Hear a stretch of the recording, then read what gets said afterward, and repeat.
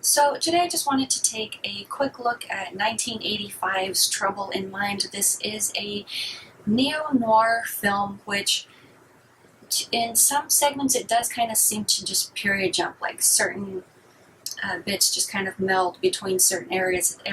It becomes, I guess you could say, more fantasy-like in that respect, because you can't really pinpoint it after a while to a very specific time period. But to my understanding, this does start in the 1920s. Even though the characters don't age, we don't progress through years.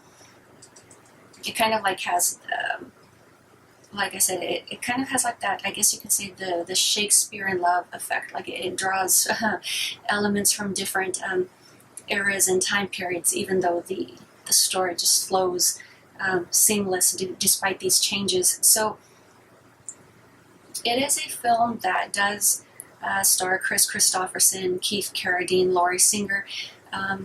The appearance by Devine, which I would rather say in this case is Harris Milstead, because he is appearing as a male actor. He's not in drag. So we will switch over to the he pronoun for this review. But it's more of an appearance. It's definitely a very short role that he plays in this film. So basically, Harris Milstead does not make his first appearance until 50 minutes into the film. He's basically I guess you could say, the mob boss, Hilly Blue. And of course, after having made his appearance, he dies shortly afterward, roughly around the hour-and-a-half mark. And that is actually a rather fun sequence. But the film itself, like as a whole, I was not impressed. I did not like it at all. I didn't see anything interesting in it. It's rather dull, in my opinion. I did want to like it because I do enjoy period pieces, which is something that I do say quite often. So I was willing to give it a chance. But the storylines really are not that interesting. We do have a variety of characters who, when first introduced to them, we later discover that they are not as they seem. Big surprise, what an original spin. We've all seen this before. So obviously Chris Christopherson's character is an ex-cop, but he was recently released for having murdered someone.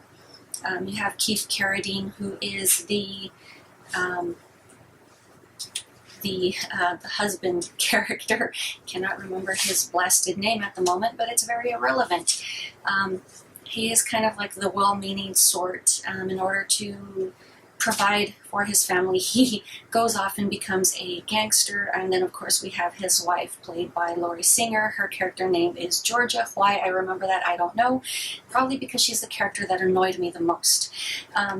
She is definitely the epitome of naive, bubble-headed. She's an absolute idiot. But I guess eventually at some point the pressures of motherhood get to her.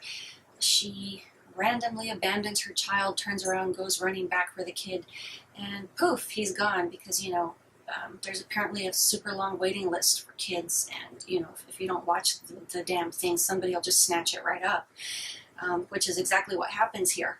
But obviously, Chris Christopherson's character is like, I can get your kid back for you, but there's strings attached, of course, because he liked the lady.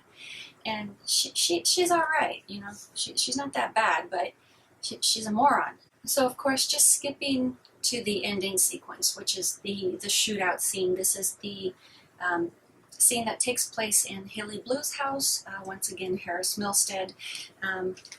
So I forget what exactly it is that goes wrong, but somebody obviously takes a shot. Everybody goes into like this random murder spree, and it's just extremely ridiculous and exaggerated. It's hard to not want to laugh, and I'm assuming to some degree, yes, that it was done for comedy effect, but having trudged and dragged along through a film that was just so boring the majority of the way through, it's kind of like, please just end and go away. I know throughout the course of the film you have certain people who are paired up. They obviously repair with different people. In the end, everyone winds up alone. That's just a fact of life. But yeah, I mean, I really was not impressed with this film. I did not care for it at all. But obviously, in my opinion, this film bears significance because this is when Harris Milstead was trying to step away from the Devine persona, and he wanted to be taken as more of a serious actor. He no longer wanted to be this character in a John Waters film. He definitely wanted to make his own path and be respected for his talents. Obviously, unfortunately, as we all know, that did not come to pass because Harris Milstead passed away due to health complications. But had things actually worked out, I don't know. I mean, things definitely could have been very interesting, but we'll just never know. But regardless, he was known for something, I want to say, very significant, something that really does stand out culturally in American pop culture. And you know, if you're willing to look into some of those films, some of the time John Waters and Devine actually did have something to say. It wasn't just mindless nonsense depicted in their films. But that is all I have for you guys today, and I will talk to you later.